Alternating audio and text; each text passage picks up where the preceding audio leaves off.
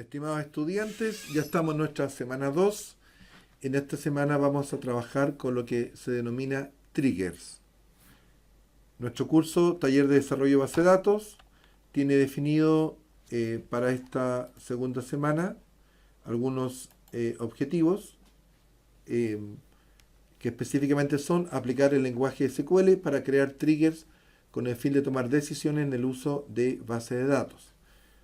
Obviamente que la primera pregunta que nosotros nos hacemos, ¿qué es un trigger? ¿Ya? Y un trigger es, tal como aparece en la figura, un disparador, un gatillo, un desencadenador. Todas esas son palabras, conceptos que quieren decir lo mismo. Obviamente en la literatura en inglés la van a encontrar con el nombre de triggers. Si buscan la traducción van a ver que es gatillo o disparador. En la documentación en castellano se ocupa muchas veces la palabra desencadenador. ¿Y qué es lo que quiere decir? Como ustedes ven en la imagen, aparece una mano que simula como que fuese una pistola, un revólver. ¿Y cómo se dispara una pistola o un revólver? Presionando o apretando un gatillo, un desencadenador, un trigger. Y este concepto o esta imagen nos tiene que hacer entender, primero, que es código SQL, obviamente, ¿sí? Segundo, que está guardado, grabado en la base de datos. Tercero, que se tiene que ejecutar cuando se produzca un evento. Y a diferencia del procedimiento almacenado visto en la semana 1, el trigger se ejecuta cuando se produce un evento en una tabla. Ya vamos a ver cuáles son los eventos. Lo importante para empezar es quedarse con el concepto que una vez ocurrió el evento, es como si yo aprieto el gatillo de la pistola o del revólver y sale el disparo, sale la bala. No hay nada que hacer. Se produce el evento, se ejecuta el trigger y por lo tanto se ejecuta el código SQL asociado. Para ordenar esta presentación o este estudio en conjunto, vamos a ver una introducción a los desencadenadores, vamos a seguir ocupando ese término. Obviamente el código SQL va a hablar de trigger, porque así es en inglés, pero nosotros lo vamos a mencionar en el resto de la presentación o estudio como desencadenador. Vamos a hacer una introducción al concepto, vamos a definirlo, vamos a ver cómo funciona, vamos a ver algunos ejemplos y por último unas consideraciones acerca del rendimiento. Nosotros insistimos mucho en nuestro curso de base de datos sobre el rendimiento porque como administradores de base de datos, como informáticos a cargo, tenemos que tener mucho cuidado debido a que por definición una base de datos, ¿no es cierto?, es accedida por múltiples, por no decir miles o quizás millones de usuarios y por lo tanto debemos tener un buen rendimiento.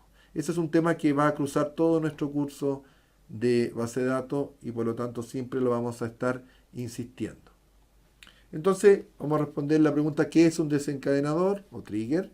¿Cómo se usan? Y algunas consideraciones. Primero, un desencadenador o trigger se asocia a una tabla. Es decir, no existe un trigger asociado a varias tablas, se asocia a una sola. Y por lo tanto, ya debemos sospechar, ¿no es cierto?, a qué evento nos referimos.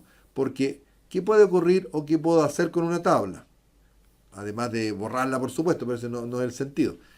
Puedo insertar registros, puedo borrar registros o puedo actualizar registros. O sea, insert, delete y update. Insertar, borrar y modificar o actualizar. Primera idea. Segundo, se invoca en forma automática. O sea, aprieto el gatillo y se dispara. Esa es la parte automática. Se produce el evento, se ejecuta el trigger. No se puede llamar directamente. Yo no puedo ejecutar, como ejecutábamos, veíamos en la semana 1 que se ejecutaba un procedimiento almacenado. Acá yo no puedo ejecutar directamente un trigger. Se tiene que producir el evento. O sea, la ejecución no es directa, es indirecta. ¿Sí? Y se puede asociar también o se puede identificar con una transición. Ya vamos a ver al respecto. Entonces, ¿para qué se usan los desencadenadores o triggers? Primero, para cambio en cascada en tablas relacionadas de una base de datos. Porque yo puedo insertar un registro en una tabla, por ejemplo, y ese insertar registro en esa tabla podría desencadenar o disparar este trigger. Es decir, el evento de insertar un registro en una tabla se traduce o corresponde a este evento y por lo tanto se ejecuta el trigger. Entonces nos podría servir, de hecho es muy útil, para poder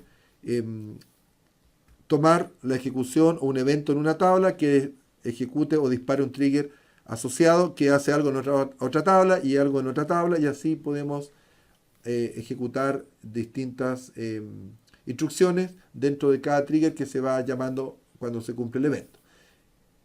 Otro tema importante es para exigir integridad de datos. ¿Qué es integridad? Bueno, quiere decir que los datos en la base de datos son correctos. Es decir, si hay una venta, tiene que haber un cliente asociado. No puede haber una venta que no tiene un cliente. Entonces, nosotros podemos revisar o lograr esa integridad de muchas maneras. Por ejemplo, está la instrucción check, que se asocia a una tabla específica y que evita que se ejecute alguna acción, pero es muy limitada. Con un trigger, como está creado usando código SQL, puedo hacer evaluaciones, revisiones mucho más complejas, muchísimo más complejas que con un simple check. Check es revisar, ¿no es cierto? También podemos definir mensaje de error personalizado específico para ciertas situaciones para mantener datos no normalizados. ¿Qué quiere decir eso? Que puedo tener una tabla, tengo que administrar una tabla que yo no la creé, por lo tanto no está normalizada, y eso tiene algunas complicaciones. Es decir, podría ocurrir que se borre un registro, por ejemplo, y eso no debiera permitirse si es que hay un registro en otra tabla. Bueno, si el código que borra el registro no revisa si hay o no un registro en otra tabla, podría ocurrir un error. Es decir, podríamos borrar, por ejemplo, un cliente y dejar todas las ventas asociadas a ese cliente. Bueno, con un trigger asociado al borrar las ventas, yo podría revisar, perdón, al borrar el registro de cliente, yo podría revisar si es que hay alguna venta asociada. Si el trigger descubre, encuentra, concluye que hay una venta asociada, no puedo borrar el registro porque si no, del cliente, porque si no me va a quedar una venta y no voy a saber a quién corresponde. También para comparar el estado de los datos antes y después de su modificación. Yo podría, como decía, actualizar datos y podría, mediante un trigger, revisar qué es lo que ocurrió después de haber hecho esa actualización. Algunas consideraciones: los desencadenantes son reactivos, es decir, cuando ocurre el evento, por ejemplo, cuando trato de borrar el cliente, ahí se ejecuta el trigger, ¿ya? Las restricciones, en cambio, asociadas a las tablas, son proactivas, es decir, no se ejecuta si es que no se cumple la condición. Las restricciones se comprueban entonces antes que lo que ocurre con el trigger. El trigger es ex post, es decir, ocurrió el evento, se ejecuta el trigger, ¿sí? Aprieto el gatillo, sale la bala, no va a salir la bala si no aprieto el gatillo. Esa es como la lógica. Las tablas pueden tener además varios desencadenadores para cualquier acción, varios triggers asociados, ¿no es cierto? Los propietarios de las tablas pueden designar el primer y último desencadenador que se debe activar. Esto es algo un poquito más avanzado, pero es bastante útil en ciertos contextos. Debe tener permiso para ejecutar todas las instrucciones, es decir, si un trigger hace un delete, la cuenta del usuario que lo ejecuta debe tener esos privilegios, si no se va a producir un error en tiempo de ejecución. Y por último, los propietarios de tablas no pueden crear desencadenadores after en vista o en tablas temporales. Es decir, after, ¿no es cierto? La traducción literal del inglés es después. O sea, no puedo yo crear triggers o desencadenadores en vista o en tablas temporales. Ustedes dirán, pero ¿por qué? Bueno, porque las vistas, como ya vimos en la semana 1, son consultas, pero que son solo temporales. Por tanto, no tiene sentido que haya un trigger asociado, ¿sí? Acuérdense que las consultas generan tablas temporales que desaparecen después de que se usaron. Entonces no tiene ningún sentido crear un trigger. Lo mismo, obviamente, para las tablas temporales en general. Veamos entonces cómo se crea y cómo se modifica y elimina un trigger. Ninguna sorpresa, ¿no es cierto? Bueno, necesitamos los permisos adecuados. Hay algunas instrucciones que no podemos incluir dentro de un trigger. Ya vamos a ver cuáles son. Pero quedémonos primero con la instrucción create o create o crear, ¿no es cierto?, un trigger. En este caso se llama emp delete. Puede tener cualquier nombre, pero se recomienda que tenga algún sentido de práctico el nombre para que se pueda entender. En este caso, claramente, estamos hablando, ¿no es cierto?, de delete, o sea, el evento que va a disparar este trigger va a ser un delete. ¿Por qué? Porque el nombre lo indica. Podría no cumplirse, pero es una buena recomendación.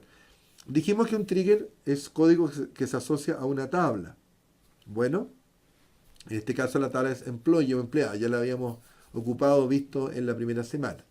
¿Cuál es el evento? Delete, o sea, borrar. Cuando se quiere borrar un registro en la tabla employee, se va a ejecutar este trigger. ¿Y qué es lo que va a hacer? Bueno, va a contar cuántos registros se borraron. ¿Cómo se hace eso? Bueno, ahí está la instrucción. Dice select count, o sea, quiero contar cuántos registros hay en la tabla deleted.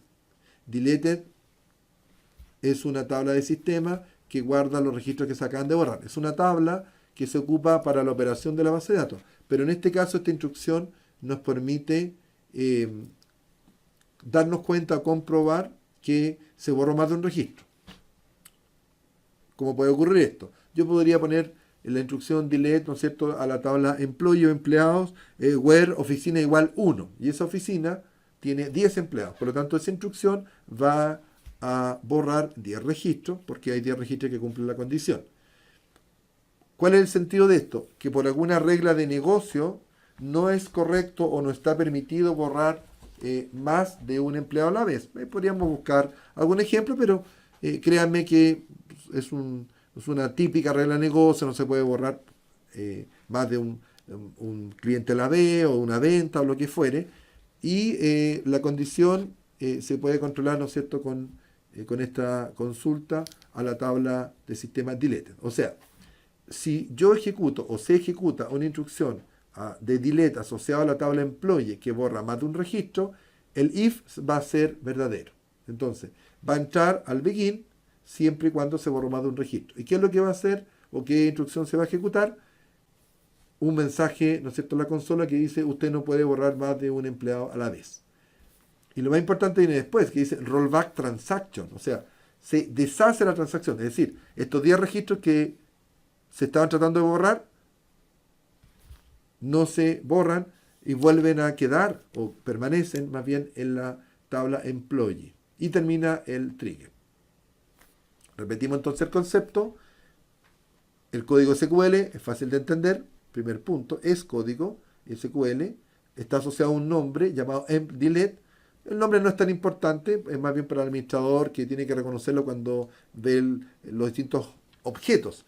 Porque el usuario nunca va, como ya dijimos, a ejecutar directamente el trigger. Cuando se ejecuta, bueno, como ya vimos, cuando ocurre, ¿no es cierto?, el evento delete asociado a la tabla employee. ¿Y qué es lo que hace el trigger? Siempre, siempre, siempre revisa que no se haya borrado más de un registro. Si se borró más de un registro, deshace ese borrado y envía un mensaje. Bueno, aquí está la esencia de un trigger. Es interesante, es sofisticado, es poderoso, es absolutamente confiable. Pero su principal característica, es decir, que se ejecuta sí o sí al producir el evento, en este caso el delete, es a la vez su principal problema. Y digo, ¿por qué? Imaginemos que esta regla de negocio, que no se puede borrar más de un empleado a la vez, sigue siendo válida, pero el programa o la aplicación que borra a los empleados, se le agrega a ese código, a ese programa, se le agrega la lógica para evitar que se trate de borrar más de un registro a la vez. Por ejemplo, se le muestra la interfaz al usuario donde puede marcar un solo empleado y después ejecutar el botón que borra. Por lo tanto, con esta modificación al nivel de aplicación, ya no va a ocurrir que se trate de borrar más de un empleado a la vez. Pero el trigger no lo sabe, por decirlo de alguna manera. Entonces, cuando se borre un registro, se va a ejecutar el trigger, va a revisar, se borró más de un registro, no hace nada y continúa. Y después se borra un registro y vuelve a revisar, después se borra un registro y vuelve a revisar. Y si borramos 5 millones de registros de A1 con esta nueva aplicación, 5 millones de veces se va a ejecutar el código del trigger. Entonces, podemos tener un problema de rendimiento. ¿Cuál es el mensaje de este ejemplo o comentario?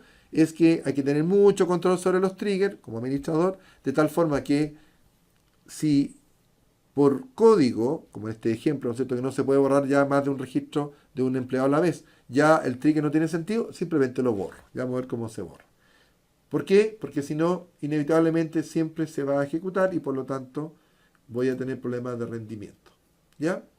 ¿Cómo se modifica? Bueno, ninguna sorpresa, ¿no es cierto?, con la instrucción alter, en este caso alter trigger, y de nuevo, ¿no es cierto?, se cambia el código anterior por este. Y en el ejemplo que estamos analizando, el cambio es que ahora se controla que no se borren más de 6 empleados a la vez. Entonces se cambió el mensaje. ¿Ya? ¿Cómo se elimina un trigger o desencadenador? ¿No es cierto? Con drop, trigger y el nombre. Y con eso se borra. ¿Ya? Bien, hablemos un poquito o hablemos del funcionamiento de los desencadenadores o triggers. Vamos a ver el funcionamiento asociado a un insert, delete, update y la instancia de. El insert, delete y update ya lo habíamos comentado, ninguna sorpresa. También hay trigger anidados, o sea, trigger que llaman a otros, y también hay recursividad, es decir, un trigger que se puede llamar a sí mismo. Entonces, veamos acá.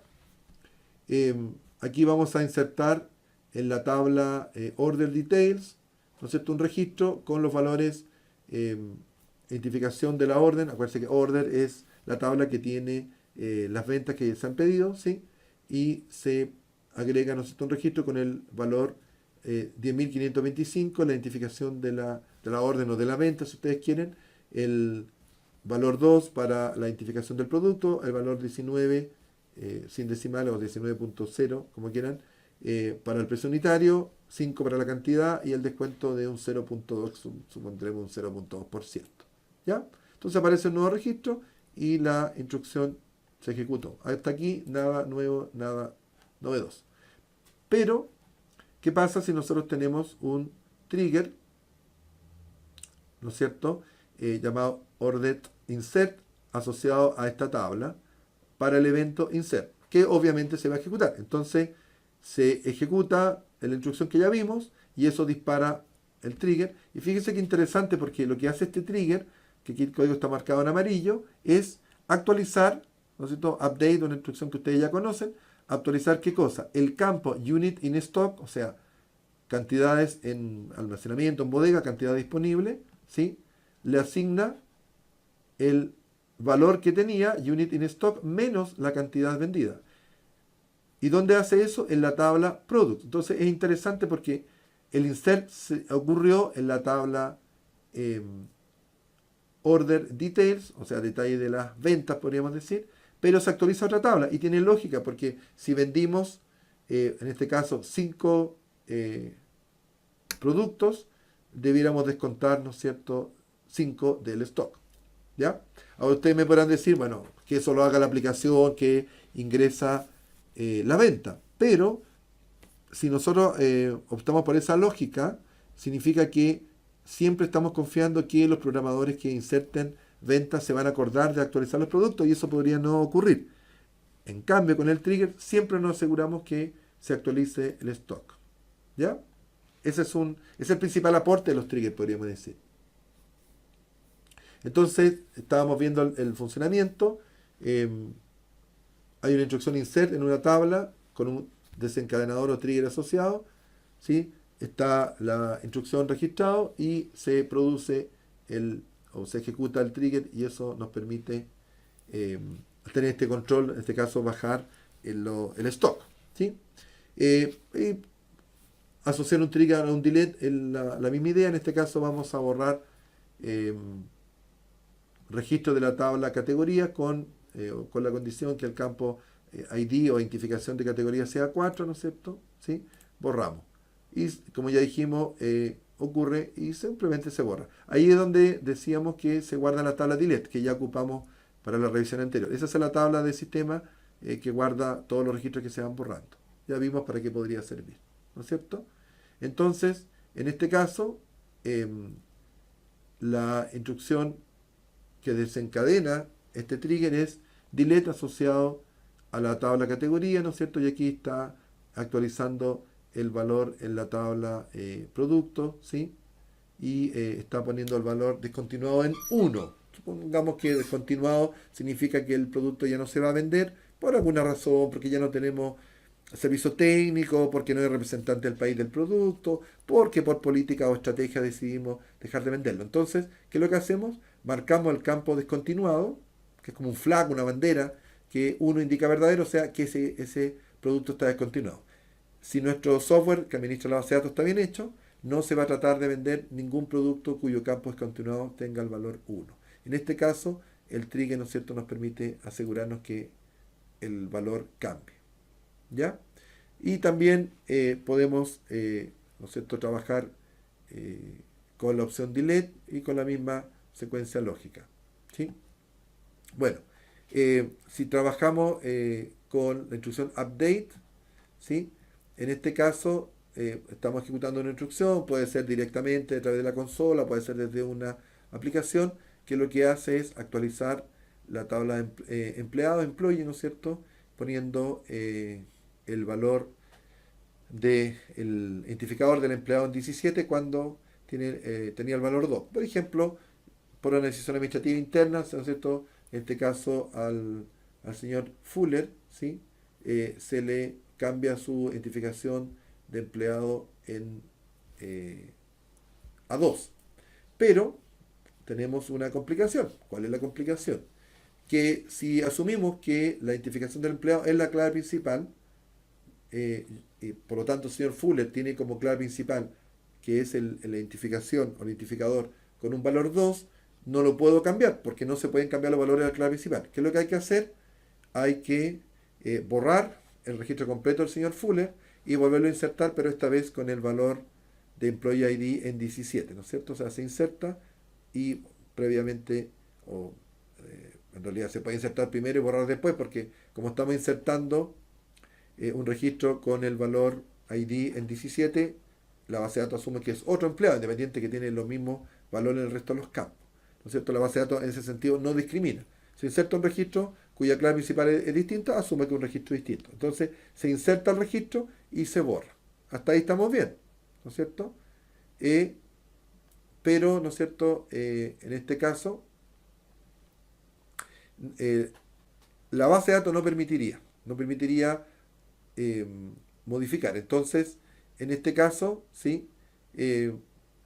Lo que está haciendo el trigger acá es no procesando debido a que no se puede actualizar un campo clave principal. Entonces ustedes me dirán o pensarán, pero ¿qué sentido tiene si el software de base de datos no va a dejar hacerlo? Efectivamente no va a dejar hacerlo, pero se va a producir un error en tiempo de ejecución. Entonces con este trigger lo evitamos. Si se actualiza o se quiere cambiar el valor del campo, ID, en este caso del empleado, no se permite y se envía un mensaje clarísimo que queda registrado en la consola, ¿no es cierto? No se puede procesar. Por lo tanto, el trigger evita el error en tiempo de ejecución y la tabla de empleado sigue manteniendo al señor Fuller con el valor 2. ¿De acuerdo? Perfecto. Entonces ya hemos visto para los distintos eventos, update, delete, etcétera, qué es lo que ocurre. ¿Ya? Ahora podemos trabajar con un trigger asociado a más de una tabla. Sí, sí se puede. ¿Sí?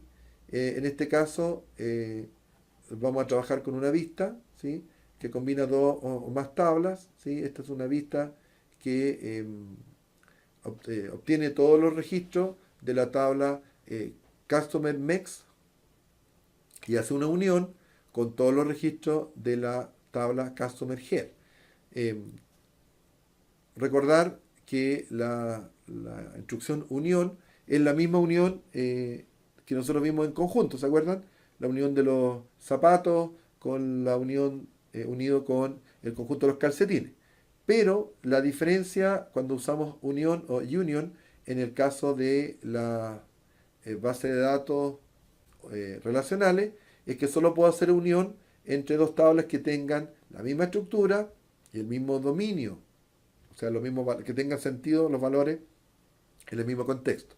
Entonces, en este caso, eh, estamos creando una vista llamado Customer o clientes, definida por la unión de todos los registros de la tabla clientes MEX. Vamos a suponer, obviamente, que son los clientes mexicanos. Acuérdense que esta base de datos de ejemplo tiene registros de ventas, etcétera, en distintos países para que sea más interesante, y se supone que hay una tabla con los clientes de México. De hecho los nombres son coherentes, ¿no? Ana Trujillo, Antonio, etcétera. Y por otro lado tenemos una tabla con los clientes de Germany, Alemania, ¿no es cierto? ¿Sí? Y ahí está la identificación y todo. Entonces, esta vista produce, ¿no es cierto?, una tabla con la unión de todos los registros. Entonces aparecen todos los registros. ¿Ya? Entonces, queremos hacer una actualización en la vista. ¿Se acuerdan que dijimos que en la semana 1 hablamos de vista, trabajamos con vista y dijimos que se podían usar también para hacer actualizaciones, para ser más eficientes? Entonces, en este caso, ¿qué es lo que pasa? Que yo estoy actualizando la vista y específicamente estoy actualizando la vista. Acuérdense que la vista es una tabla temporal donde está el cliente de Alemania, ¿no es cierto?, identificado como ALFKey, ¿sí? Entonces, ¿qué es lo que hice? Lo que hice fue actualizar el campo de teléfono. Por lo tanto, lo que yo quiero es que se actualice el campo de teléfono, pero no en la vista, que es la tabla temporal solamente, sino en la tabla real, que es Customer Here o cliente de Alemania. Y eso es lo que ocurre ocupando un trigger. El trigger se ejecuta, ¿no es cierto?, y permite actualizar. ¿Ya? Por eso habla de que es un tipo de trigger especial, instead of, instancia de, y este sí puede estar asociado a una tabla de vista, porque habíamos dicho que no podemos crear directamente un trigger, pero sí podemos asociarla como una instancia de, es decir, el trigger está asociado a la tabla de clientes de Alemania y por lo tanto la vista es una instancia de esa tabla creada por la consulta cuando se ejecuta y por lo tanto la acción sobre la vista desencadena el trigger asociado a la tabla y se actualiza. ¿Ya? Eso, por, digamos, por el lado de, de los triggers o desencadenadores, eh, cuando nos permiten que los cambios a través de vistas tengan sentido y tengan lógica. También podemos anidar triggers o desencadenadores, ¿no es cierto? Tenemos la tabla Order Details o detalle de órdenes, ¿no es cierto? Y aquí vemos que la realización de un pedido provoca la ejecución del desencadenador asociado a order o update, como dice así, ahí, ¿no es cierto? Se ejecuta la instrucción update de la tabla producto y eso ejecuta un desencadenador en otra tabla y se envía un mensaje, etcétera. ¿Sí? Ese es el concepto de anidado. Uno llama a otro, y llama a otro, y llama a otro. Ese es el sentido. ¿Ya? Y la recursividad, como ustedes saben, de programación es cuando algo se llama a sí mismo. Entonces, en este caso, son triggers que se llaman a sí mismos. Y existen dos tipos de desencadenadores o triggers recursivos. Uno directo, que se da cuando se ejecuta una acción que lo activa de nuevo, ¿sí? Y otro indirecto, que se da cuando un desencadenador se activa y realiza una acción que activa a otro desencadenador. O sea, el trigger hace algo que en otra tabla y esa acción en la otra tabla hace que el mismo se vuelva a ejecutar. ¿Ya? Hay que tener cuidado, ¿no es cierto?, con la recursividad. Como ustedes recordarán de programación, es útil, pero tiene que estar controlada, porque si se produce una recursividad que yo no controlo, es decir, la ejecución de un trigger dispara a ese dispara al trigger que ya se ejecutó, el que se ejecutó dispara al otro, el otro, etcétera, se puede producir un loop y simplemente la cantidad de recursos usados supera a lo que el servidor tiene disponible y simplemente una forma de decir, desgraciadamente, lamentablemente se va a caer, ¿no es cierto?, nuestra ejecución. ¿Ya? Como ya dijimos, los triggers permiten exigir la integridad de los datos para evitar que hayan datos erróneos y eso tiene que ver con las reglas de negocio de la empresa que ya hemos conversado, ¿no es cierto? Aquí estamos viendo un ejemplo de mantener la integridad. El trigger permite o se ejecuta cuando se actualiza la tabla de producto, ¿sí? Hace una revisión y lo que hace es borrar las órdenes de la tabla back order, o sea, como respaldo de órdenes. ¿Por qué? Porque ya se cumplió alguna condición, llegó al producto, lo que sea. Entonces se elimina en el respaldo de órdenes. ¿Ya? Y la regla de la empresa, como decíamos, son reglas de negocio, ya comentamos una, y en este caso los productos con pedidos pendientes no se pueden eliminar, que era algo parecido a lo que decíamos, no debiéramos poder borrar o eliminar clientes que tengan pedido, ¿sí? Y en este caso, si hay un pedido que está pendiente, no se puede borrar, simplemente. Y con eso, ¿no es cierto? El trigger no está evitando que no se cumpla en este caso una regla de la empresa, ¿ya? Y podríamos, por ejemplo, enviar un mensaje: no se puede procesar la transacción porque hay historial de pedido o algo por el estilo, ¿ya? Y por lo tanto se deshace la transacción y queda sin efecto y mantenemos la regla de la empresa. Entonces, para ir cerrando, los triggers trabajan rápidamente porque las tablas insertadas y eliminadas están en el caché, ¿sí? Acuérdense que cuando nosotros accedemos a una tabla, los registros de esa tabla se van al caché o memoria rápida, y por lo tanto el trigger se ejecuta bastante rápido porque al llegar la tabla a la memoria caché está el trigger incluido. Acuérdense que el trigger es código asociado a una o dentro de una tabla, ¿ya? Eh, Eso es correcto, está bien, es preciso, pero hay que tener cuidado, como decíamos, de que se ejecuten solo triggers que tenga sentido que se ejecuten. Y eso nos cierra el concepto de trigger o desencadenadores de nuestra semana 2.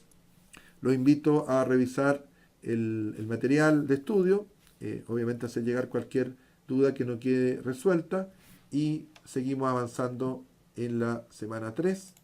Y muchas gracias por su atención y gentileza.